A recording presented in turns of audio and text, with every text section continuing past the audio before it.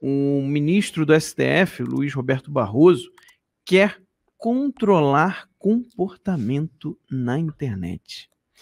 O ministro do STF, Luiz Roberto Barroso, atacou a liberdade de expressão na internet e defendeu a imposição de regras duras nas redes sociais para controlar o comportamento de internautas e, segundo ele, impedir a disseminação de fake news, coisa que até hoje não está definida. Durante o podcast Supremo na Semana, Barroso disse que as redes sociais têm que ter termos de uso claros para a exclusão de postagens de pessoas. Abre aspas. Nós não queremos passar de uma censura estatal para uma censura privada. As redes sociais têm que ter termos de uso claros para que a exclusão de posts e a exclusão de pessoas se dê por critérios que possam ser controlados pela sociedade e não arbitrários.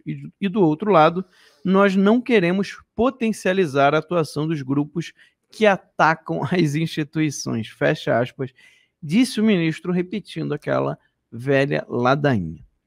Ainda de acordo com o juiz, é neste cenário que o legislador tem que intervir tanto quanto possível, fazendo o que chamou de controle de comportamentos coordenados inautênticos. Impressionante. Impressionante. Parece mais, aquela coisa de opinião crime, né? Pensamento crime. Isso. Tem do mais, 1984. Tem mais, né? Pois é. Impressionante isso aqui.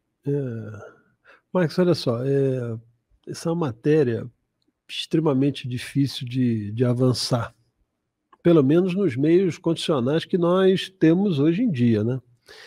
Eu tive o cuidado de lendo isso, eu selecionei 2 aspectos de cláusulas pétreas na Constituição brasileira que estão no artigo 5º. No inciso 4º, eu vou ler aqui, eu destaquei, então eu quero, extremamente literal o que eu vou fazer. O inciso 4º é o seguinte, do artigo 5º. É livre a manifestação do pensamento, sendo vedado o anonimato. Então, o que se considera daqui, qualquer interpretação que seja restritiva ou extensiva, ela é muito clara, que diz o que é livre, né, ele não está aprisionado. Então, desculpe assim a clareza, né, que tem que tratar desse assunto, que é a manifestação do pensamento. A Constituição só não admite que você fale coisas e que você não se apresente como autor da mesma. Então está aqui, ela é vedado o anonimato. E tem o inciso 9º, que diz assim, olha, que é livre a expressão da atividade intelectual, que é o que nós fazemos aqui também, artística e de comunicação, que é também o que nós fazemos, independentemente de censura ou licença. Então você não pode ser censurado nem previamente, você não precisa pedir licença para falar.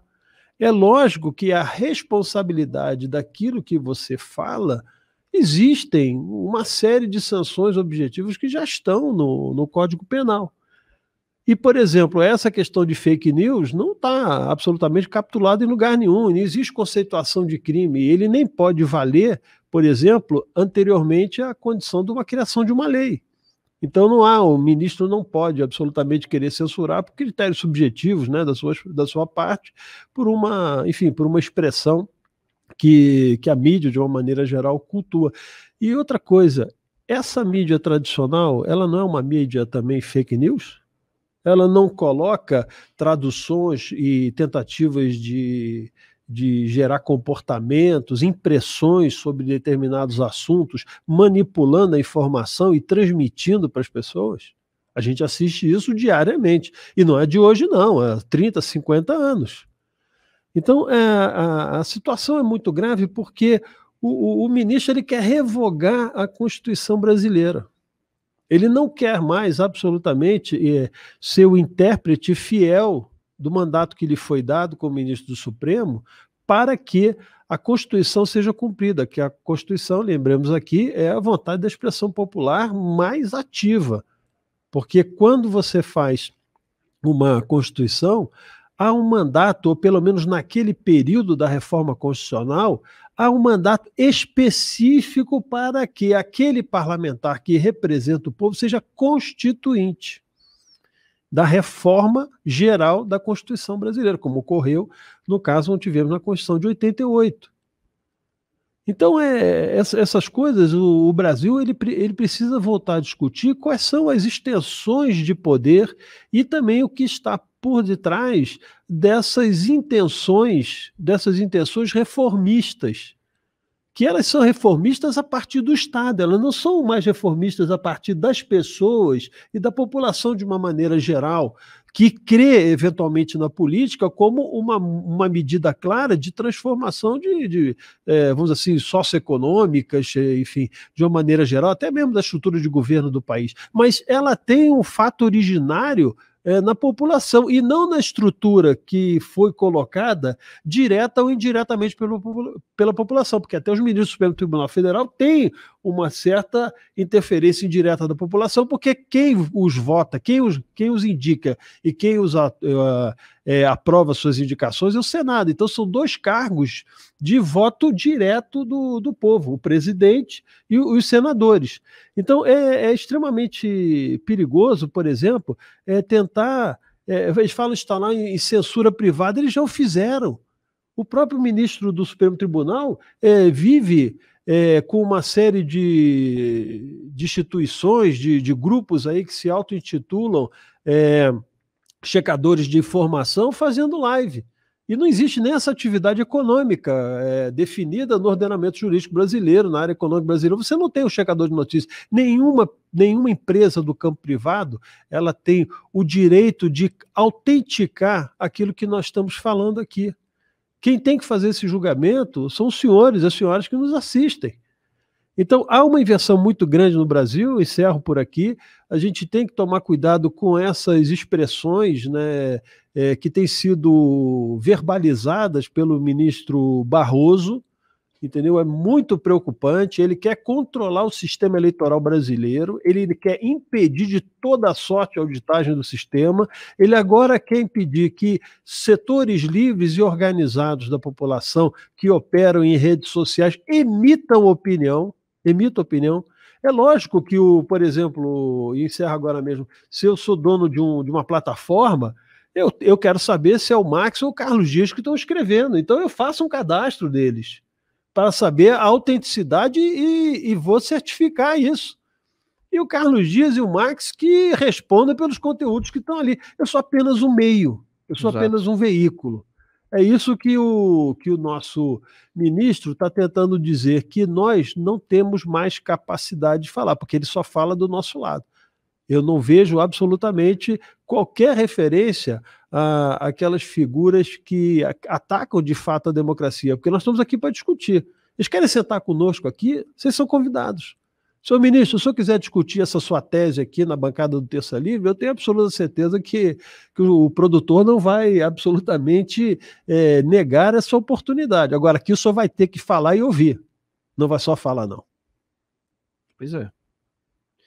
E outra coisa, essa questão, né, das fake news e do controle das redes sociais é algo muito difícil de você definir, porque é o seguinte... Ou as redes sociais, o Twitter, Facebook, o que quer que seja, ou eles vão ser responsáveis por tudo que tiver sendo publicado lá, ou então eles têm que deixar a responsabilidade dos usuários que publicam. Agora, o que não pode é você, para alguns, eu vou mexer, eu vou tirar, e para outros eu vou deixar a liberdade. Dependendo do seu posicionamento, não, isso aqui não pode, você não pode falar. O outro, que fala uma coisa absurda, que põe atos de violência, não, isso aqui é a liberdade, a gente não é responsável por esse conteúdo. O processo que o Terça Livre ganhou do Google era algo muito esquisito em relação ao Google, porque os processos anteriores que o Google tinha na justiça era exatamente o contrário. O Google não queria tirar conteúdos que outras pessoas, empresas, estavam colocando como ofensivos e pedindo para a plataforma tirar. O Google passou anos se defendendo na justiça, dizendo que ele, né, pela liberdade de expressão, que ele não tinha como retirar aquele conteúdo e tudo, mesmo de coisas que pudessem ser violentas, que pudessem, né, levar algum desconforto ou até ofensivos para alguém. E aí, de repente, na questão do terça livre, eles querem defender, né, eles queriam, né, eles perderam, queriam defender o direito deles tirarem o nosso conteúdo. Por quê? Porque mostrar um discurso do Trump era incentivar uma organização criminosa violenta. Sabe, essa que é a questão. Não importa os critérios, que a gente sempre falava isso, né? Vamos estabelecer, então, o que é fake news. Quero ver quais são os critérios. Só que agora está muito claro que os critérios não vão importar muito, porque os critérios só vão ser aplicados para uns e não para outros. Tem que fazer, se eles querem isso, então faz que nem a Índia. A Índia, ela colocou o Twitter como responsável por todo o conteúdo que for colocado no Twitter. Então agora o Twitter vai ter que se virar para olhar todas as postagens, cada uma delas, e retirar qualquer postagem que esteja ali com crime ofensivo, qualquer coisa desse tipo. O que é praticamente impossível de fazer. Isso seria o equivalente de você obrigar uma operadora de telecomunicação, a Claro, a Vivo, a TIM, a Oi, etc., a ter que monitorar todas as ligações e se alguém estiver falando algo, né, criminoso ou ofensivo, ela desligar. Perfeito, Max. Perfeita analogia. Perfeito. Entendeu? É um absurdo. É um absurdo. É óbvio que não dá para fazer isso. Então, na verdade, o que eles estão querendo é criar critérios para perseguição política, para perseguição ideológica. Só um lado é que vai sofrer com isso. E só aqueles que tiverem mais repercussão também. Eles não vão perder tempo, eles não vão perder esforço com os que forem menores. Mas aí, se você começar a crescer, se você começar a ter relevância, aí você vai ser atacado. Exatamente como que eles fazem com o Terça Livre, exatamente como eles fazem com o Brasil Paralelo, por exemplo. Recentemente, um dos cofundadores da Wikipédia falou na Epoch Times o seguinte: a Wikipédia agora só tem um lado. Não existe mais dois lados. A Wikipédia virou um folhetim esquerdista, comunista. Por quê? Porque se você vê o que eles falam das eleições do ano passado, se você vê o que eles falam, né, sobre conservadorismo, sobre cristianismo, são coisas absurdas. E as fontes, só algumas fontes são aceitas, outras fontes não podem. O Wikipédia agora não serve para nada. Serve para nada. Só serve para você saber qual a narrativa que a esquerda mundial está fazendo. Aí sim, você pode lá olhar, que você vai ver direitinho. Isso é um dos cofundadores da Wikipédia falando. A gente deve trazer essa informação com mais detalhes mais para frente. Mas o que a gente está vendo no Brasil e no mundo é um tipo de patrulhamento ideológico. Você não vai ter mais liberdade para falar se você for a favor da família, se você for a favor da vida, se você for cristão, se você for heterossexual. Você não vai ter mais liberdade de falar.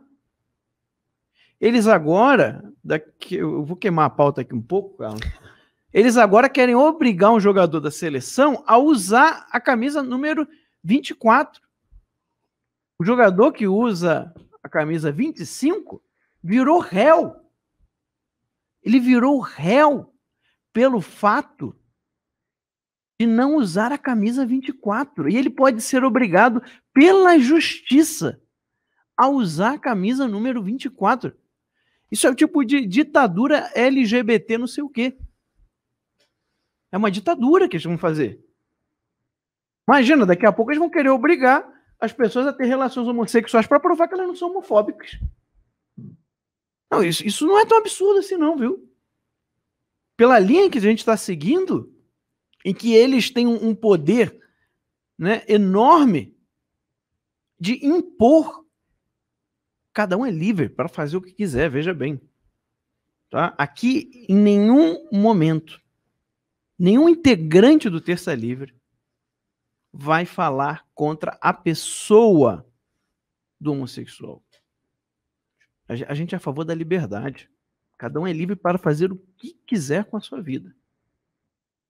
Agora, esses grupos, esses lobbies, eles atuam como organizações que querem impor a sua ideologia, que visam o lucro e que se utilizam dessas pessoas, manipulam essas pessoas para colocar suas agendas.